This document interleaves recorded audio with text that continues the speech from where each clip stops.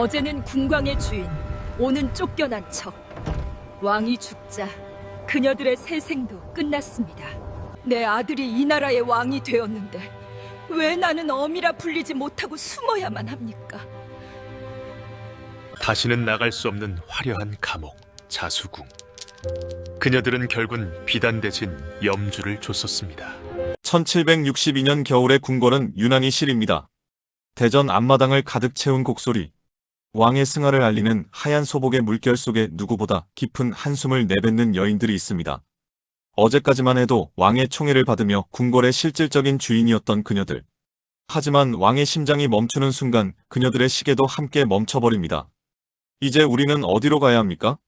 실록은 그녀들이 궁을 떠났다고 짧게 적지만 그 한 문장 뒤에는 수십 년의 고립이 숨어 있습니다. 아들을 낳아도 함께 살 수 없고 왕을 낳았어도 정식 어머니로 불리지 못한 여인들. 화려한 금박 저고리를 벗어 던지고 스스로를 자수궁의 어둠 속에 가두어야 했던 조선 후궁들의 지워진 생애를 따라가 봅니다. 기록이 침묵한 그곳 여인들의 눈물로 지어진 군가의 문을 열어봅니다. 제1장 성벽 너머로 던져진 꽃들. 궁궐의 찬바람은 유난히도 칼날 같습니다. 상복을 입은 여인들의 어깨 위로 하얀 눈발이 내려앉습니다. 대전 앞마당에 엎드린 그녀들의 울음소리는 이미 쉰 지 오래입니다.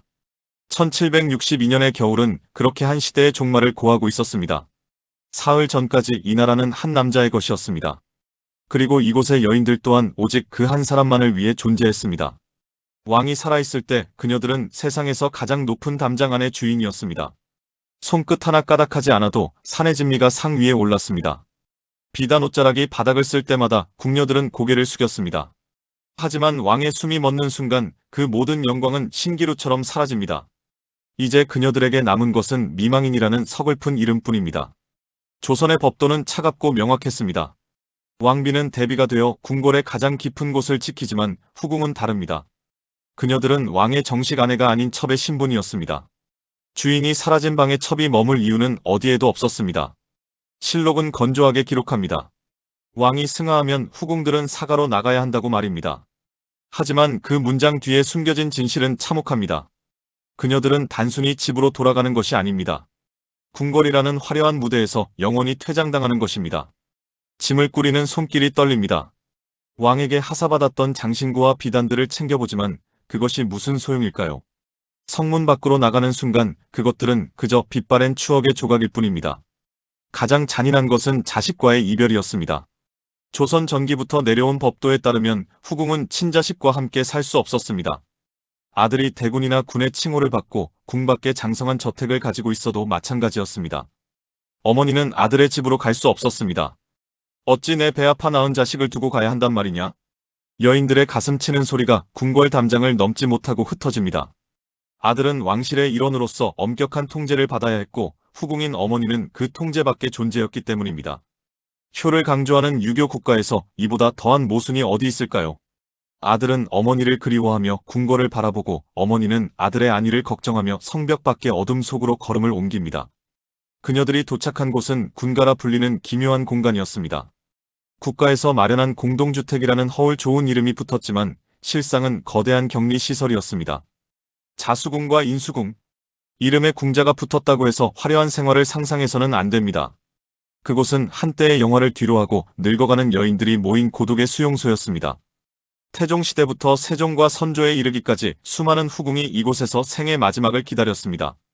성문은 굳게 닫혔고 외부와의 접촉은 철저히 차단되었습니다. 왕의 여자였다는 신부는 죽을 때까지 그녀들을 옥죄는 사슬이 되었습니다. 한번 들어오면 죽어서 가마에 실려나가기 전까지는 결코 벗어날 수 없는 곳. 그것이 조선이 후궁들에게 선사한 마지막 예우였습니다. 식료품과 땔감은 정기적으로 지급되었습니다. 쌀과 콩, 기름과 소금이 나라의 곳간에서 나왔습니다. 겉으로 보기엔 굶주림 걱정 없는 안락한 노후처럼 보일지도 모릅니다. 하지만 그 음식을 함께 나눌 남편도 없고 그 음식을 먹이고 싶은 자식도 없습니다. 텅 빈 방 안에서 홀로 마주하는 밥상은 차라리 고문에 가깝습니다. 전하께서는 지금쯤 무엇을 하고 계실까? 입버릇처럼 나오던 말은 이제 전하께서 살아계셨더라면이라는 통곡으로 바뀝니다. 사방이 벽으로 둘러싸인 군가에서 여인들이 할 수 있는 일이라곤 오직 하나뿐이었습니다. 이미 지나가 버린 화려한 과거를 반추하며 오늘보다 긴 내일을 견뎌내는 것뿐이었습니다. 제2장 자수궁의 종소리, 염주에 담긴 눈물. 종로구 옥인동의 깊은 골목 끝에 자수궁이 있었습니다. 그곳의 아침은 새벽을 깨우는 목탁 소리로 시작됩니다. 화려한 가채를 벗고 머리를 짧게 깎은 여인들이 불당에 모여 앉습니다. 조선의 후궁들이 왕의 사후에 가장 많이 선택한 길은 놀랍게도 비구니가 되는 것이었습니다. 유교를 국교로 삼은 나라에서 왕의 여자들이 머리를 깎고 부처 앞에 엎드린다는 것은 아이러니한 일입니다. 하지만 그녀들에게 불교는 단순한 종교가 아니었습니다. 그것은 유일한 도피처였고 마지막 남은 자존심이었습니다. 세상을 등진 채 부처의 품으로 숨어드는 것만이 스스로를 지킬 수 있는 유일한 방법이었던 셈입니다. 자수궁과 인수궁은 시간이 흐를수록 거대한 사찰처럼 변해갔습니다. 후궁들은 왜 머리카락을 잘라야 했을까요? 첫째는 먼저 떠난 왕의 명복을 빌기 위해서였습니다. 평생을 바쳐 모셨던 남편이 저승에서나마 평안하기를 바라는 마음은 진심이었을 것입니다. 부디 극락왕생하시어 다음 생에는 부디 평범한 지아비로 만나게 하소서. 끊임없이 이어지는 연불 속에는 왕에 대한 그리움과 원망이 뒤섞여 있었습니다. 둘째는 자신의 처지를 다스리기 위함이었습니다. 궁궐의 권력 다툼 속에서 나를 세우던 마음을 내려놓지 않고서는 그 좁은 군가에서의 생활을 견딜 수 없었기 때문입니다. 하지만 조정의 신하들은 이 꼴을 가만히 보고 있지 않았습니다. 성리학의 나라에서 궁궐 근처에 커다란 비군이 사찰이 있다는 것은 용납할 수 없는 일이었습니다. 후궁들이 머리를 깎고 불교를 숭상하는 것은 국법을 어지럽히는 일입니다. 신하들의 상소문이 빗발쳤습니다. 연산군은 한때 후궁들이 비구니가 되는 것을 금지하기도 했습니다. 하지만 왕이 죽고 나면 그 기세등등하던 신하들도 후궁들의 슬픔까지 막을 수는 없었습니다. 중종과 명종 시대를 거치며 자수궁은 더욱 번성했습니다. 기록에 따르면 그곳에는 수백 명의 후궁과 상궁들이 모여 살며 거대한 불교 공동체를 이루었다고 합니다. 군가 안에서의 생활은 철저한 계급 사회였습니다. 왕을 모실 때 받았던 정일품 빈부터 종사품 수건까지의 품계는 그곳에서도 유효했습니다. 가장 높은 품계의 후궁이 군가의 주인 역할을 하며 질서를 잡았습니다. 식사의 질도, 방의 크기도, 부리는 노비의 숫자도 모두 품계에 따라 결정되었습니다. 어제까지 질투하며 싸웠던 라이벌이 옆방에 살고 있습니다. 왕의 총애를 독차지했던 후궁은 시기 어린 시선을 견뎌야 했고 자식을 낳지 못한 후궁은 서러움을 삼켜야 했습니다. 하지만 그 갈등도 시간이 지나면 무뎌집니다. 결국은 모두 왕에게 버림받고 세상에게 잊힌 동병상련의 처지임을 깨닫게 되기 때문입니다. 그녀들은 자수궁 안에서 바느질하며 시간을 보냈습니다. 왕실에 올릴 옷을 찢거나 가난한 백성들을 위해 수의를 만들기도 했습니다. 바늘 끝에 시력을 잃어가는 줄도 모르고 한 땀 한 땀 정성을 들였습니다. 그것만이 자신이 살아있음을 증명하는 유일한 길이었으니까요. 가끔 담장 너머로 아이들의 웃음소리가 들려오면 여인들은 일제히 일손을 멈췄습니다. 내 아들도 저렇게 웃고 있을까? 내 딸도 저렇게 뛰놀고 있을까? 소식조차 듣기 힘든 자식들을 향한 그리움이 바늘에 찔린 손가락보다 더 아프게 가슴을 파고듭니다. 1661년 현종시대에 이르러 자수궁과 인수궁은 공식적으로 폐지됩니다. 전란을 겪으며 국가 재정이 어려워졌고 유교적 근본주의가 더욱 강화되었기 때문입니다. 갈 곳을 잃은 후궁들은 뿔뿔이 흩어졌습니다. 어떤 이는 깊은 산속 사찰로 들어갔고 어떤 이는 연고도 없는 친척집의 방 한 칸을 빌려 숨어 살았습니다. 기록은 여기서 끊깁니다. 그녀들이 어디서 어떻게 죽었는지 실록은 더 이상 관심이 없습니다. 오직 바람에 실려오는 낡은 사찰의 종소리만이 한때 조선에서 가장 화려하게 피었다가 가장 처절하게 졌던 꽃들의 이야기를 전할 뿐입니다. 제3장 성벽 밖의 섬 후궁방의 고독. 세월의 흐름은 견고했던 법도조차 조금씩 깎아내립니다. 조선 후기에 접어들며 자수궁과 인수궁의 종소리는 잦아들었습니다. 대신 도성 곳곳에 후궁방이라 불리는 새로운 공간들이 생겨납니다. 숙종은 자신의 여인들을 위해 새로운 길을 열어주었습니다. 좁은 군가에 가두는 대신 궁 밖에 번듯한 사절을 마련해 준 것입니다. 겉으로 보기엔 배려였고 은혜였습니다.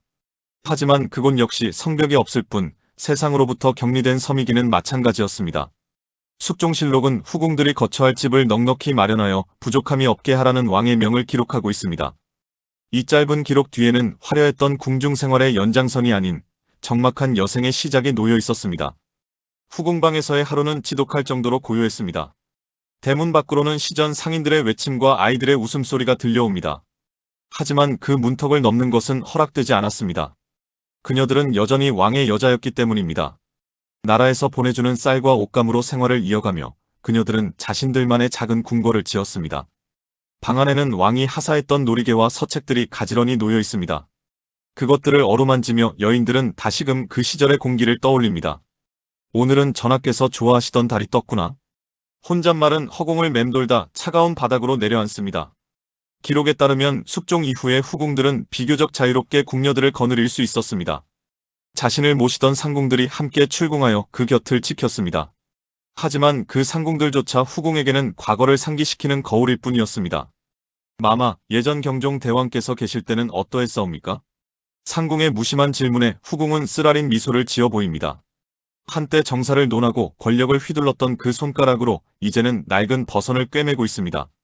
실록은 그녀들이 받은 경제적 지원을 꼼꼼히 적고 있지만 그들이 느꼈을 정신적 빈곤에 대해서는 함구합니다. 후궁방은 때로 정치적인 공간이 되기도 했습니다. 아들이 대군이거나 군의 직위를 가지고 있을 때 그 집은 왕실의 소식을 듣는 유일한 창구가 되었습니다. 하지만 그마저도 조심스러웠습니다. 후궁이 궁 밖에서 사람들과 소통하는 것은 사사로운 소통으로 간주되어 엄벌에 처해질 수 있었기 때문입니다. 그래서 그녀들은 더욱더 자신을 감추었습니다. 창문에 커튼을 치고 대문을 굳게 걸어 잠갔습니다. 스스로를 가두는 것만이 살아남은 아들의 앞날을 지키는 유일한 길이었기 때문입니다. 그녀들의 사후 처우 또한 철저히 기록되었습니다. 후궁방에서 생을 마감하면 나라는 그 집을 환수하거나 다른 후궁에게 넘겼습니다. 여인이 머물렀던 흔적은 순식간에 지워졌습니다. 왕실의 은혜로 살았으니 갈 때도 빈손으로 가는 것이 마땅하다. 법도는 그렇게 말하고 있었습니다. 하지만 그 빈방에 남겨진 것은 주인을 잃은 향낭과 주름진 이불 뿐이었습니다. 기록은 그 물건들이 어디로 갔는지 말해주지 않습니다. 다만 그곳을 거쳐간 수많은 여인의 한숨만이 벽지에 스며들어 다음 주인을 기다릴 뿐이었습니다. 제사장 아들의 집, 가장 멀고도 가까운 품. 조선 후기의 가장 큰 변화는 후궁이 친자식의 집에서 노후를 보낼 수 있게 된 것이었습니다. 이는 평생을 격리되어 살아야 했던 여인들에게는 기적과도 같은 일이었습니다. 어머니를 제 곁으로 모시게 해주십시오. 아들의 간청에 왕의 허락이 떨어지는 순간 후궁의 눈에는 눈물이 맺힙니다. 평생을 꿈꿔왔던 순간이 현실이 된 것입니다. 하지만 아들의 집으로 들어가는 가마 안에서 여인은 새로운 두려움을 마주합니다. 나는 이 집의 주인인가 아니면 왕실에서 온 귀한 손님인가? 사저에서의 생활은 군가나 후궁방보다 훨씬 인간적이었습니다. 마당에서 뛰어노는 손주들의 웃음소리를 직접 들을 수 있었습니다. 아침이면 아들이 방 앞에 엎드려 무난 인사를 올립니다. 어머님, 밤새 평안하셨사옵니까? 그 말 한마디가 수십 년의 외로움을 씻어주는 듯 했습니다. 하지만 현실은 여전히 냉혹했습니다. 아들은 종친으로서 왕실의 법도를 지켜야 했고 어머니인 후궁은 그 법도의 정점에 서 있지 못했습니다. 아들의 정식 어머니는 궁궐에 계신 대비였고 자신은 그저 낳아준 생모에 불과했습니다. 집안 행사에서도 후궁의 자리는 늘 애매했습니다.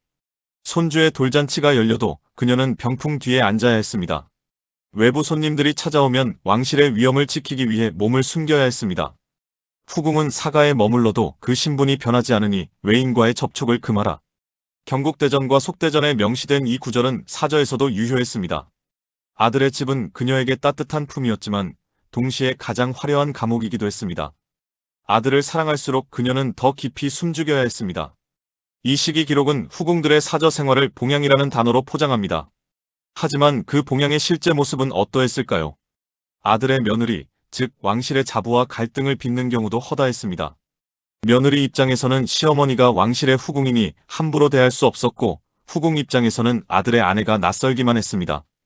기록은 전합니다. 후궁이 사가에 머물며 집안일에 간섭하니 그 패단이 적지 않다. 신하들은 이를 빌미로 다시 후궁들을 격리해야 한다고 주장했습니다. 그녀들에게 허락된 행복은 늘 위태로운 줄타기 같았습니다. 그럼에도 불구하고 사저에서의 마지막은 그녀들에게 큰 위안이었습니다. 자식의 손을 잡고 눈을 감을 수 있다는 것, 그것 하나만으로도 충분했습니다. 내 아들아, 네가 왕실의 핏줄로 태어나 고생이 많았구나. 유언처럼 남기는 이 한마디에는 후궁으로서 겪었던 모든 고통이 녹아 있었습니다.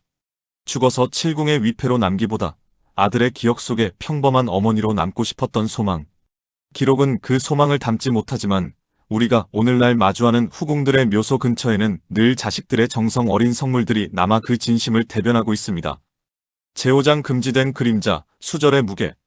왕의 여자는 죽어서도 왕의 귀신이 되어야 했습니다. 이것은 조선이 후궁들에게 강요한 가장 잔인한 도덕이었습니다. 한번 궁궐에 발을 들인 이상 그녀들의 육체와 영혼은 오직 한 사람의 것이었습니다. 왕이 세상을 떠나고 그녀가 10대의 소녀든 20대의 여인이든 상관없었습니다. 재혼은커녕 다른 남자의 그림자조차 밟아서는 안 되었습니다. 만약 이를 어길 시에는 가문의 멸문지화는 물론 본인은 사형에 처해졌습니다. 선왕의 은혜를 입은 몸으로 어찌 다른 마음을 품는단 말이냐. 이 서슬 퍼런 꾸짖음이 평생을 따라다녔습니다. 인조시대의 기록에는 드물게 궁에서 쫓겨난 후 재혼한 후궁의 이야기가 나옵니다. 하지만 이는 왕비의 미움을 산호비로 강등된 후 벌어진 극히 예외적인 비극이었습니다. 일반적인 후궁들에게 수절은 선택이 아닌 운명이었습니다. 그녀들은 외로움을 견디기 위해 스스로를 더욱 엄격하게 통제했습니다. 바느질 상자 깊숙이 숨겨둔 왕의 편지를 읽으며 밤을 지새웠습니다. 전하께서 나를 처음 부르셨던 그날 바람소리가 이러했지. 기억은 달고 달아 투명해졌지만 그 기억을 붙잡고 살아야만 했습니다. 후궁들의 수절은 국가 차원에서 장려되었습니다. 정절을 지킨 후궁에게는 사후에 연료문을 세워주거나 그 집안에 혜택을 주었습니다. 이는 여인들을 위한 배려라기보다는 왕실의 권위를 세우기 위한 장치였습니다. 기록은 그들의 절개를 칭송하지만 그 절개 뒤에서 말라갔을 인간의 욕망과 고통에 대해서는 눈을 감습니다. 한창 꽃 피울 나이에 청산과부가 되어 수십 년을 홀로 지낸 여인들. 그녀들의 방 안에는 늘 찬 바람이 불었습니다. 겨울밤, 화로 하나의 의지에 버티던 그 추위는 육체의 온도가 아닌 영혼의 온도였습니다. 가장 비극적인 것은 낮은 품계의 젊은 후궁들이었습니다. 왕의 승하 당시 자식조차 낳지 못한 그녀들은 기댈 곳이 아무도 없었습니다. 형제들이나 친척들도 왕의 후궁이었던 그녀를 모시기 부담스러워했습니다. 결국 그녀들은 도심 변두리의 작은 방에서 홀로 늙어갔습니다. 지나가는 저 사내들은 누구의 남편이고 저 여인들은 누구의 아내인가. 담장 너머로 보이는 평범한 일상이 그녀들에게는 닿을 수 없는 천국과 같았습니다. 평생을 왕의 여자라는 명예를 짊어지고 살았지만 그 명예가 그녀들의 삶을 갉아먹는 독이 된 것입니다. 기록은 말합니다. 조선의 후궁들은 대개 70, 80까지 장수했다고 말입니다. 어쩌면 그 장수는 축복이 아닌 형벌이었을지도 모릅니다. 먼저 떠난 왕을 그리워하는 시간보다 홀로 남겨진 자신을 견뎌내야 하는 시간이 훨씬 더 길었기 때문입니다. 수절이라는 이름의 거대한 창살 없는 감옥. 그 안에서 그녀들은 매일매일 조금씩 죽어갔습니다. 오늘날 우리가 칠궁의 위패를 보며 느끼는 엄숙함 뒤에는 평생을 침묵 속에 묻어야 했던 여인들의 비명이 서려 있습니다. 기록 너머의 진실은 그렇게 차갑고도 시린 보라색 비단처럼 우리 앞에 놓여 있습니다. 제6장 왕을 낳은 죄, 자궁이라는 이름의 무게. 왕의 여자가 오를 수 있는 최고의 정점은 무엇일까요? 그것은 자신이 낳은 아들이 만백성의 아비인 왕이 되는 순간일 것입니다. 하지만 조선이라는 견고한 유교 사회에서 그 영광은 온전한 축복이 아니었습니다. 아들이 즉위하여 온 나라의 만세를 받을 때 그를 낳은 후궁은 기쁨보다 먼저 서러운 예법의 벽을 마주해야 했습니다. 정조는 즉위 직후 자신의 생모인 해경궁 홍씨를 위해 자궁이라는 전무후무한 칭호를 만듭니다.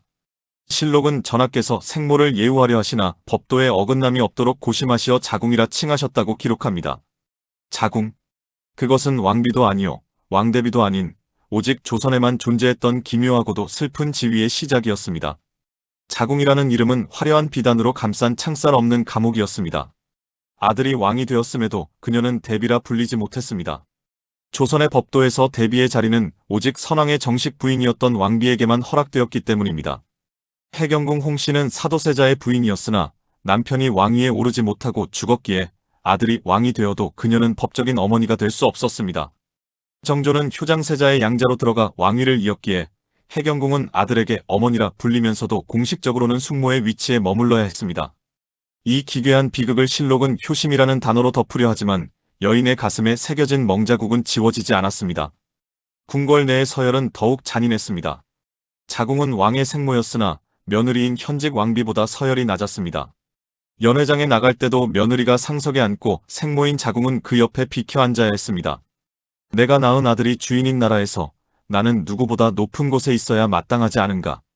해경궁 홍씨는 자신의 회고록인 한중록에서 이 애끓는 심경을 담담하지만 뼈아프게 서술합니다. 그녀는 아들이 보내주는 산의 진미를 받으면서도 정작 법도 앞에서는 고개를 숙여야 했던 자신의 처지를 물 위에 뜬 기름이라 표현했습니다. 화려한 궁궐의 공기가 그녀에게는 숨을 쉴 때마다 가슴을 찌르는 가시 돋친 안개와 같았을 것입니다. 의복 하나에도 차별의 낙인은 선명했습니다. 왕비와 대비가 붉은색과 자색의 화려한 저기를 입을 때 자궁인 해경궁은 청청색이라 불리는 푸른 빛의 예복을 입어야 했습니다.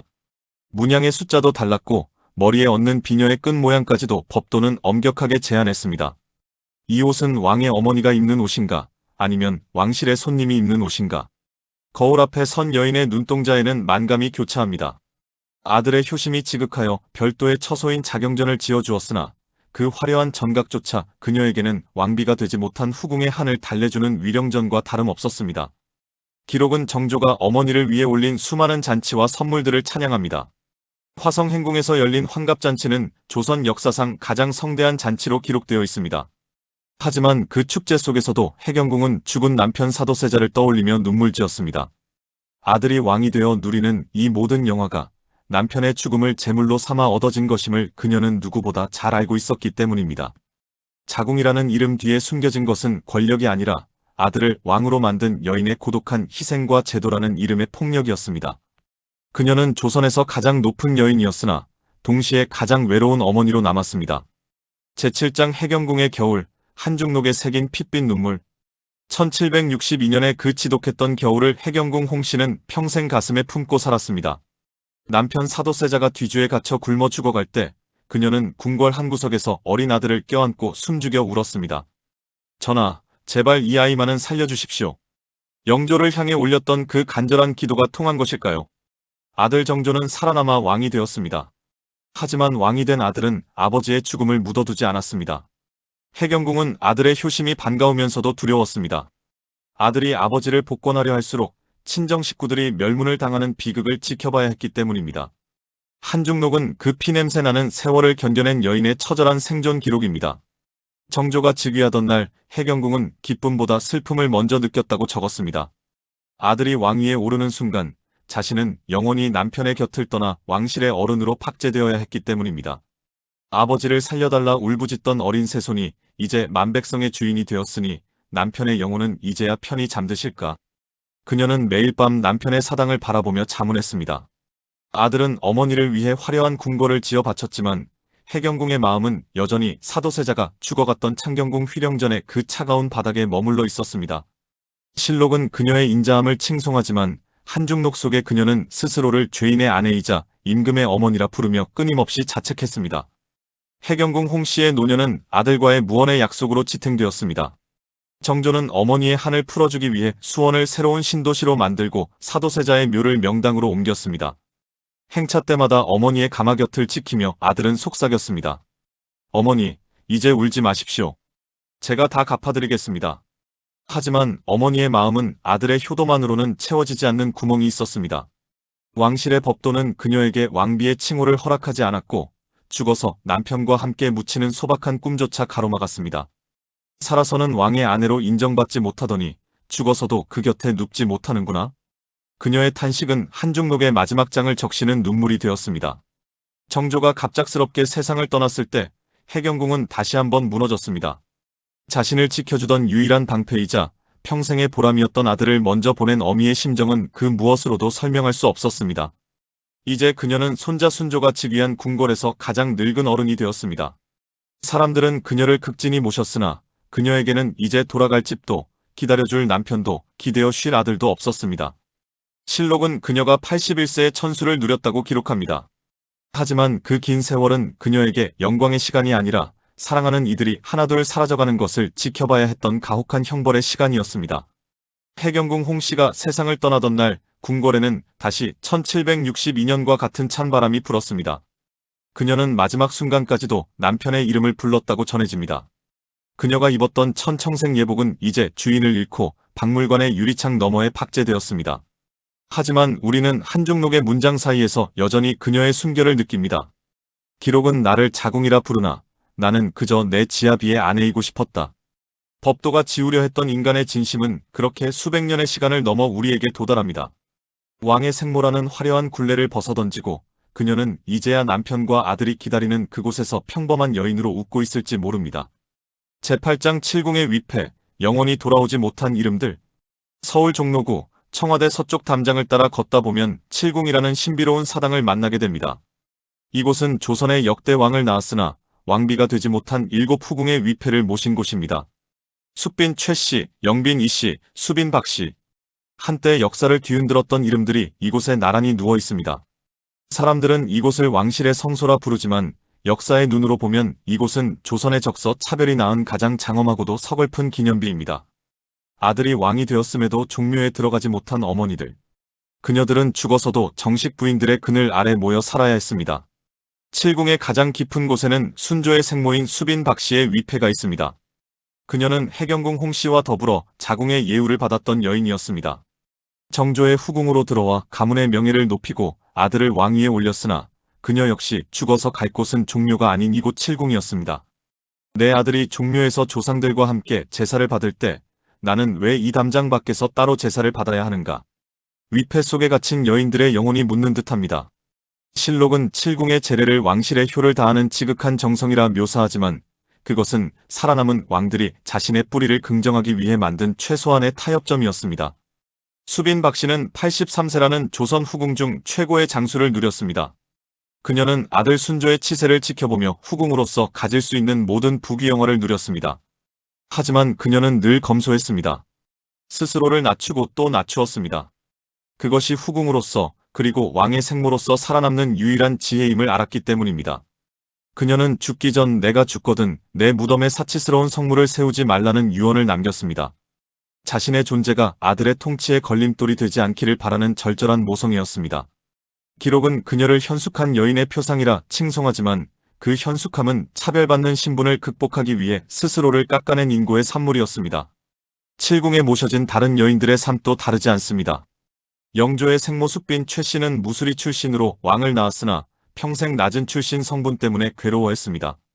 아들 영조가 그녀를 위해 지극한 효성을 보였음에도 그녀는 죽어서 무덤조차 능이 아닌 원으로 불려야 했습니다.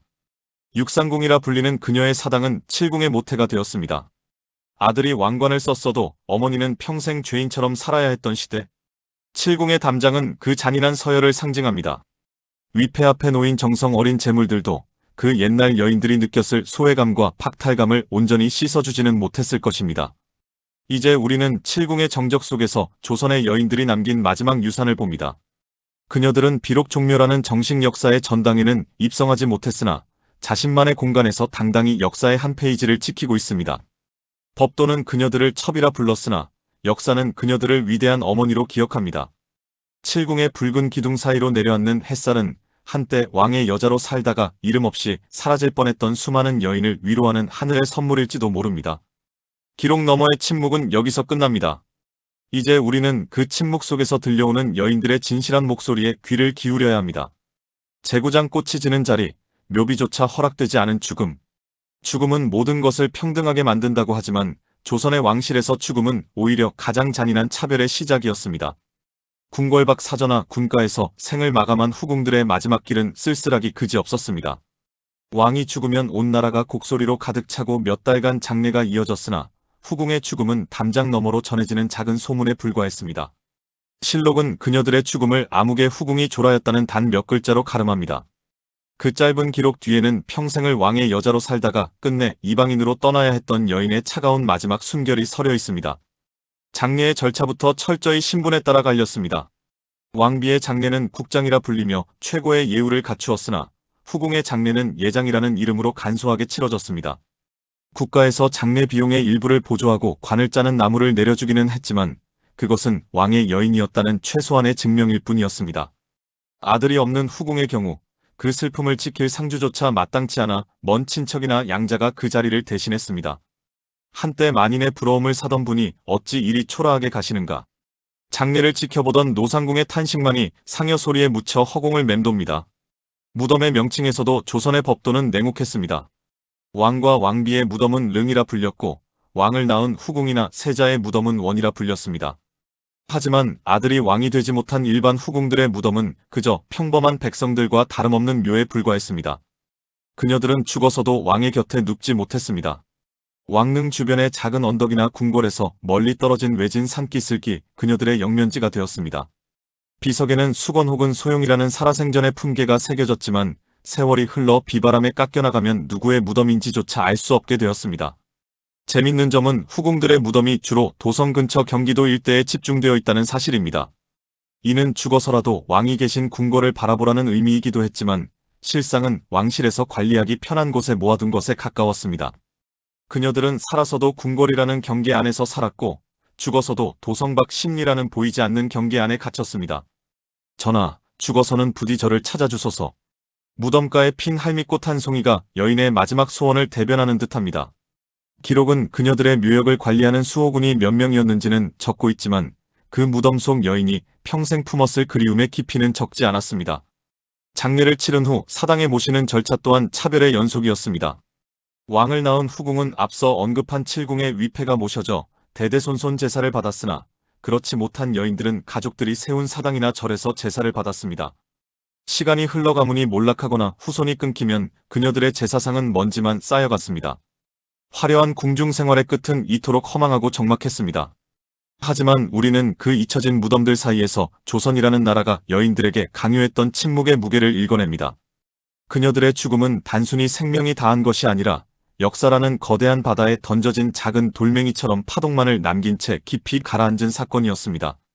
제10장 기록 너머의 침묵, 우리가 채워야 할 이름들. 이제 사만자에 이르는 긴 서사시를 마무리할 시간입니다. 우리는 1762년의 차가운 겨울에서 시작하여 군가의 적막함과 칠궁의 엄숙함, 그리고 이름 없는 무덤들의 고독까지 함께 걸어왔습니다. 조선의 후궁들. 그녀들은 왕의 총애라는 짧은 봄날을 위해 수십 년의 시린 겨울을 견뎌야 했던 여인들이었습니다. 공식 기록인 실록은 그녀들의 존재를 왕의 배경으로만 설명합니다. 누가 아들을 낳았다. 누가 품계가 올랐다. 누가 죽었다. 인간으로서의 고뇌와 선택, 사랑과 질투는 기록의 행간 속에 교묘히 숨겨져 있었습니다. 우리는 왜 기록되지 않은 그녀들의 삶에 주목해야 할까요? 그것은 역사가 승자와 권력자만의 전유물이 아님을 증명하기 위해서입니다. 화려한 왕관 뒤에는 언제나 이름 없이 헌신했던 이들의 눈물이 있었습니다. 후궁들은 조선이라는 거대한 기계를 돌리는 부속품이 아니었습니다. 그녀들은 누군가의 딸이었고 누군가의 아내였으며 목숨보다 귀한 자식을 둔 어머니였습니다. 기록이 나를 지운다 해도 나의 진심만은 하늘이 알 것이다. 그 옛날 자수궁의 차가운 바닥에서 염주를 돌리던 여인의 목소리가 들리는 듯합니다. 그녀들이 지켰던 침묵은 굴복이 아니라 그 시대를 온몸으로 살아낸 최선의 저항이었습니다. 오늘날의 시선으로 보면 그녀들의 삶은 불행해 보일지도 모릅니다. 자유도 없고 재혼도 금지되었으며 자식과 격리된 채 늙어가야 했던 삶. 하지만 그녀들은 그 좁은 틀 안에서도 자신만의 세계를 일구었습니다. 자수궁에서 불경을 필사하며 마음의 평온을 찾았고 한중록과 같은 불멸의 기록을 남겨 후대의 진실을 전했습니다. 그녀들이 남긴 자취는 오늘날 우리에게 자유로운 선택이 얼마나 고귀한 가치인지를 일깨워줍니다. 우리가 누리는 평범한 일상이 누군가에게는 평생을 꿈꿔도 닿을 수 없었던 기적이었음을 깨닫게 되는 순간 역사는 과거의 이야기가 아닌 오늘의 거울이 됩니다. 기록 너머의 침묵이라는 우리의 채널 정체성은 여기서 완성됩니다. 우리는 기록된 글자들을 읽는 것이 아니라 글자와 글자 사이의 빈칸에 서린 인간의 순결을 느낍니다. 칠궁의 붉은 담벼락을 지날 때 혹은 경기도 어느 산기슭에 퇴락한 묘소를 마주할 때 우리는 이제 그곳에 머물렀던 여인들의 이름을 불러줄 수 있습니다. 그녀들은 더 이상 왕의 첩이 아닙니다. 그녀들은 자신의 운명에 당당히 맞섰던 독립된 인간이자 역사의 거친 파도를 견뎌낸 위대한 생존자들입니다. 사만자의 대본이 끝나는 지점에서 그녀들의 진짜 이야기는 비로소 시작됩니다. 시청자 여러분, 긴 여정을 함께 해주셔서 감사합니다. 오늘 우리가 살펴본 후궁들의 삶은 여러분에게 어떤 질문을 던졌나요? 화려함 뒤에 고독, 법도 앞에 모성, 그리고 잊혀진 존재들의 가치. 우리가 기억해주지 않는다면 역사는 영원히 침묵할 것입니다. 여러분의 관심과 공감이 칠궁의 어두운 방을 밝히는 등불이 되고 이름 없는 무덤가의 자풀을 거두는 손길이 됩니다. 조선의 여인들이 남긴 그 뜨거웠던 삶의 조각들을 가슴에 담아두시길 바랍니다. 기록은 멈춰도 역사는 여러분의 마음속에서 계속해서 흐를 것입니다. 다음 시간에도 우리는 기록이 생략한 인간의 진심을 찾아 여행을 떠나겠습니다. 시청해주셔서 진심으로 감사합니다.